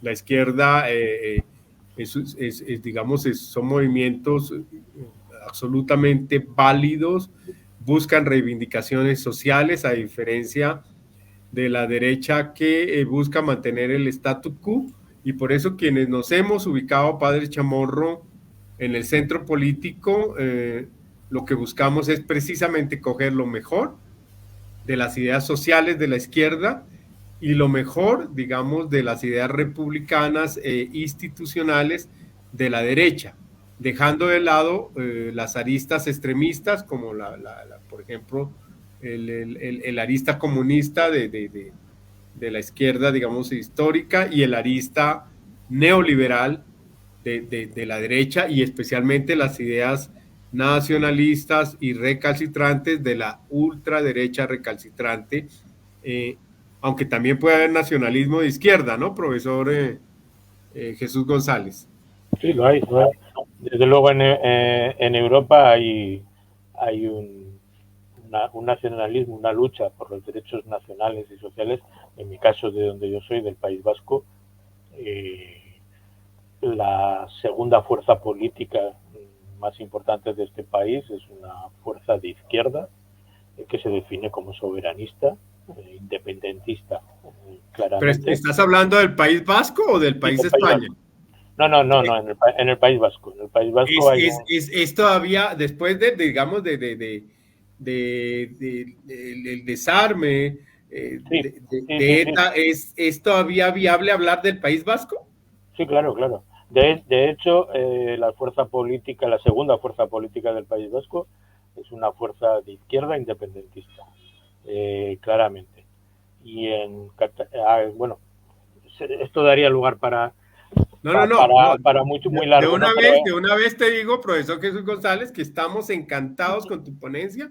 Mira, hay muchos miembros del Centro de Pensamiento Libre que se están pronunciando sobre tu ponencia: el literato Pablo Emilio Bando, el médico Fernando Salgado, el profesor Guido Mauricio Ramos, que es el presidente del Colegio de Abogados Penalistas, y Sandra Leandro Pinto, que es una investigadora muy importante de nuestro centro, científica social, Marta Estela Lagos. Bueno, en fin, nos están escribiendo que están encantados con tu ponencia, porque ha sido muy objetiva, ha sido muy clara, y bueno, padre, pues este tema, como Jesús González es del País Vasco, en marzo me gustaría volverte a invitar, Jesús, para que hablemos de todas esas autonomías en España, porque a veces no entendemos bien cómo es la organización política, la distribución político-administrativa de España, todas esas autonomías. Yo hice un artículo con ocasión de la intento de decisión de Cataluña y pude estudiar pues tantas autonomías, tantas lenguas que existen en España, que es increíble que todavía España se mantenga unida como un solo país ante tanta diversidad. Bueno, y entonces tendríamos que hablar de los godos, de los visigodos, del Imperio Romano, muchísimas cosas, pero lo vamos a hacer, porque aquí nos encanta la historia. Profesor González, lástima que el historiador Jorge Enrique Esguerra tuvo que salir al aeropuerto y a varios se les presentaron inconvenientes porque tenemos muchísimas inquietudes por hacerte. De verdad quiero agradecer tu generosidad al aceptar esa invitación sin ninguna vacilación, padre. El profesor aceptó de una vez nuestra invitación. Queremos decirle que vamos a seguirle invitando y compartiendo nuestra agenda de programas para cuando él quiera participar lo pueda hacer directamente o a través de nuestro live. Y vamos al cierre entonces preguntando, bueno, ya supimos del tropiezo y de las dilaciones que hizo el Congreso saliente para la posesión del presidente. Y entonces, ¿cuáles serían los escenarios ya para el cierre? Esta es la última pregunta que enfrentaría el presidente de aquí en adelante, en estas etapas. ¿Cuáles serían los escenarios que se le pueden presentar? Bueno, de alguna forma yo creo que en la última intervención ya definía esos escenarios, ¿no? O sea, yo creo que hay un cambio de estrategia claramente, o habrá por parte de los actores que hasta ahora han controlado el país. Se niegan y se van a seguir negando, evidentemente, a cualquier cesión, no de sus derechos, sino de los privilegios de los que han disfrutado durante estas últimas décadas. Pero además esas fuerzas controlan muchos de las instituciones, de los resortes de poder, tanto de las visibles como de las invisibles en cualquier estructura estatal. Y yo creo que desde ahí van a estar operando, lo decía antes, desde el Congreso, pasando por la Judicatura, quizás al final la fiscal general Consuelo Porras, esperemos que se vea obligada a dimitir, pero eso no quiere decir que ya la Judicatura va a ser una Judicatura neutral como debe ser, un poder más objetivo de la estructura del Estado. Los medios de comunicación van a jugar un papel. El sistema se ha encargado de eliminar a la práctica totalidad de aquellos medios que eran críticos con el sistema. Hoy en día en Guatemala restan, desgraciadamente, muy poquitos medios. Hay algunas experiencias que sí que hay que subrayar de comunicación popular, como el medio Prensa Comunitaria, por ejemplo, es un medio de comunicación popular que ha desempeñado un papel muy importante en estos últimos años para dar la voz a organizaciones, a procesos para denunciar extractivismos, criminalizaciones, el pacto de corruptos, pero la inmensa mayoría de los medios de comunicación en Guatemala, digamos que forman parte de ese sistema que ha dominado la vida del país durante estos años, ¿no?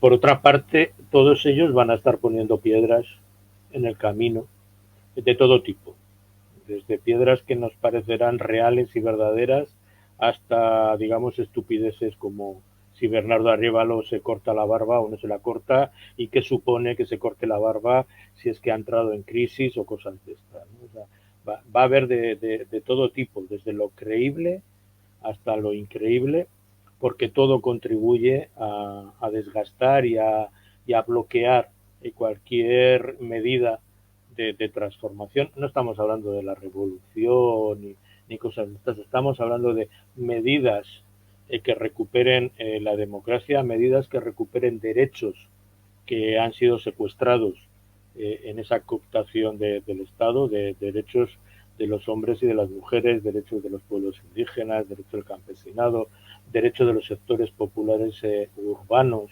derechos económicos, derechos para una vida digna. Todo eso hay que ir recuperándolo o construyéndolo, porque muchos de ellos, desgraciadamente, la población de Guatemala no los ha podido disfrutar nunca. No se puede decir que los tuvo y los perdió. Hay derechos que la población de Guatemala, durante los 200 años de vida republicana y los 300 atrás de colonia española, hay derechos que nunca ha disfrutado, con lo cual esos hay que construirlos día a día. No porque estén firmados en un papel, ya sea la Constitución de la República o sea cualquier ley que aprueba el Congreso, no eso los hace de la noche a la mañana ejercitables. El ejercicio de los derechos es un proceso de construcción permanente, ¿no? Y en todo eso, evidentemente, el gobierno tiene una altísima responsabilidad, ¿no? Arévalo tiene unos retos inconmensurables, decía antes, muchos de ellos inalcanzables en 4 años de gobierno. Creo que eso hay que tenerlo también claro.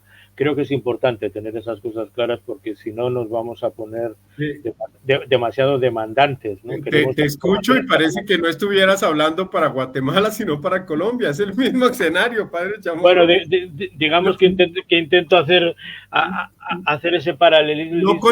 No conozco el temperamento del presidente Bernardo Arévalo, pero ¿cómo lo describirías en su temperamento? El problema de Petro es que Petro es polémico.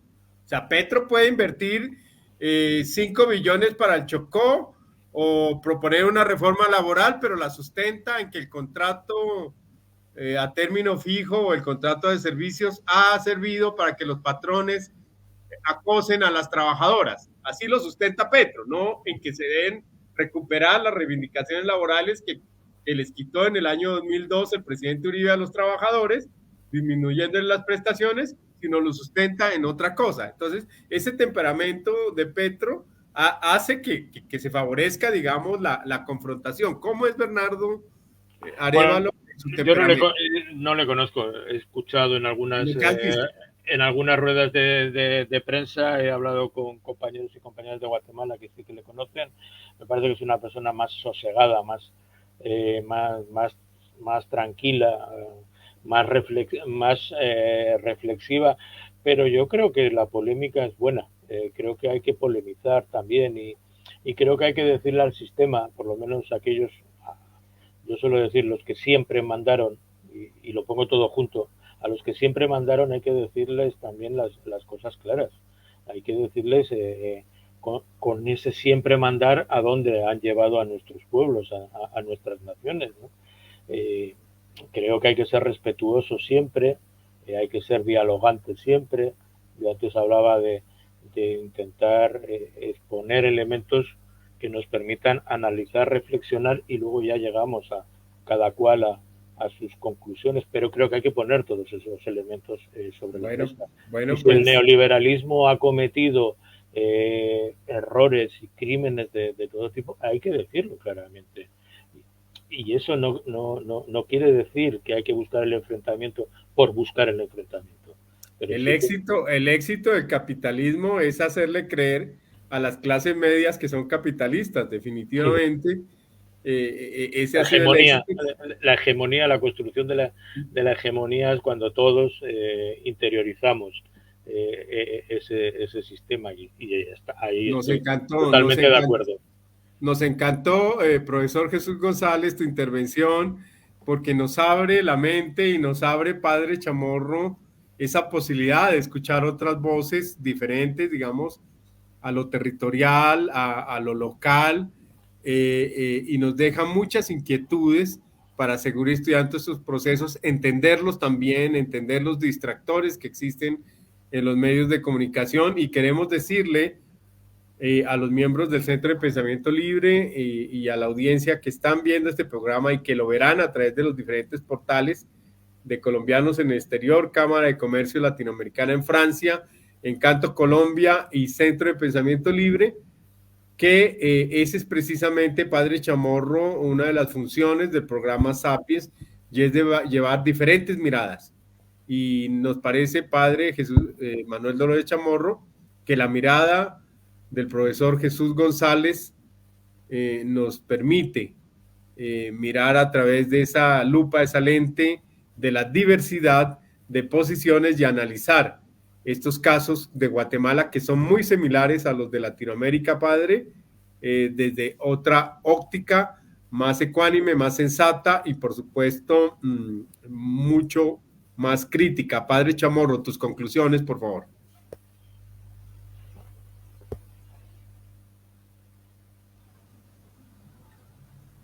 Ante todo, y con la más grande sinceridad de corazón, agradecer semejante exposición que nos abre muchas perspectivas a nosotros los colombianos. La conclusión de todo esto sería que Latinoamérica es realmente una comunidad muy parecida en todos sus aspectos. Por donde quiera que miremos, siempre habrá similitudes. Digo nada más similitudes porque igualdad no podrá haber jamás. Cada quien tiene su propio proceso, cada quien tiene su manera de ver la realidad, de asumir la realidad para poder seguir adelante.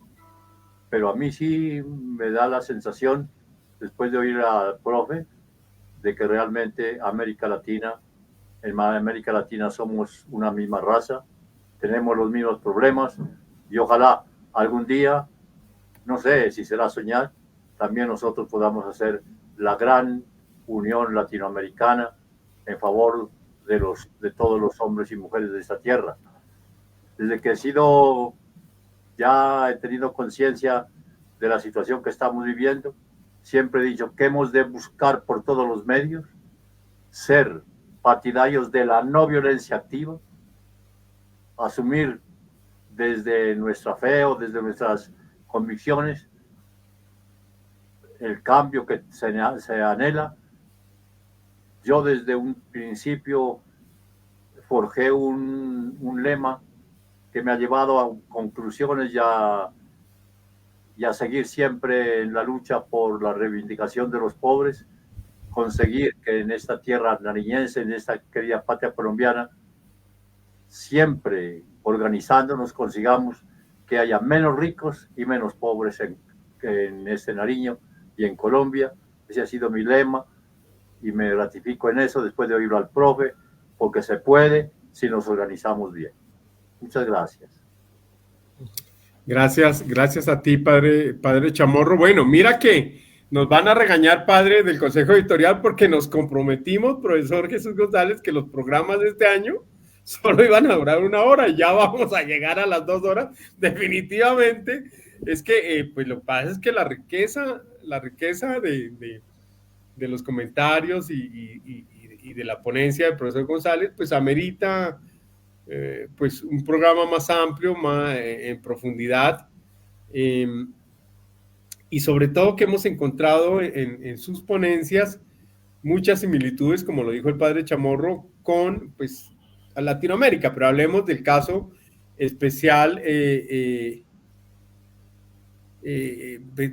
Colombia. Bueno, ¿cómo ves? Seguramente Guatemala irá sucediendo lo que sucede en Colombia, habrá ataques al gobierno, habrán, digamos, bloqueos en el legislativo, tratar de desprestigiar al gobierno de alguna manera. Por eso estos presidentes deben cuidarse mucho, sobre todo padre Chamorro, digamos, los detalles del manejo presupuestal, de las relaciones con las demás ramas del poder público. Por ejemplo, aquí en Colombia hay varios casos en que se han modificado los perfiles de los cargos para nombrar personas del activismo político. Entonces, por ejemplo, también, pues eso uno lo debe criticar y eso no significa que uno esté, digamos, a ultranza en contra del gobierno, porque precisamente un gobierno de izquierda tiene que venir a hacer cambios, no a continuar con las mismas prácticas que vienen haciendo los partidos tradicionales. Profesor González, queremos agradecerte muchísimo por esta intervención. Sentimos que ha sido bien acogido el programa por los comentarios que hay en el live. Como conductor del programa me he sentido muy cómodo contigo. El programa ha fluido de manera maravillosa y por supuesto nos quedan muchísimas inquietudes. Te haría una pregunta, ¿tienes muchos escritos sobre comunidades indígenas? Aquí veo que también eres coautor de los libros Pueblos Indígenas y Derechos Humanos de la Universidad de Deusto, Perspectivas Indígenas para el siglo XXI, abriendo la mirada a la interculturalidad de los pueblos indígenas, soberanía alimentaria y educación para la paz, movimientos sociales y cooperación, ideas para el debate, Egea Bilbao, un estado, muchos pueblos, la construcción de plurinacionalidad en Bolivia y Ecuador, diría también en Colombia, de crecimiento y buen vivir. Aquí sí sería bueno tener al profesor Esguerra, que es un poquito opuesto a todos estos de colonialismo, de crecimiento, pero eso me parece que es posmodernidad, profesor, ahorita hablamos de eso. Diálogos y problemáticas de los movimientos indios de América Latina entre los siglos XX y XXI. Quisiera preguntarte ya para el cierre, ¿de dónde nace esa inquietud hacia los pueblos indígenas de América? La verdad es que no sabría decirlo. Es algo que siempre ha estado en mí. Siempre me resultó terriblemente atractivo. Yo siempre pongo el mismo ejemplo. Cuando yo veía las películas del Far West, las películas de Hollywood del oeste americano, los indígenas siempre perdían y yo siempre me sentía más al lado de ellos que al lado de los vaqueros. Yo creo que eso lo recuerdo de mi niñez y creo que por ahí empezó a nacer esa inclinación.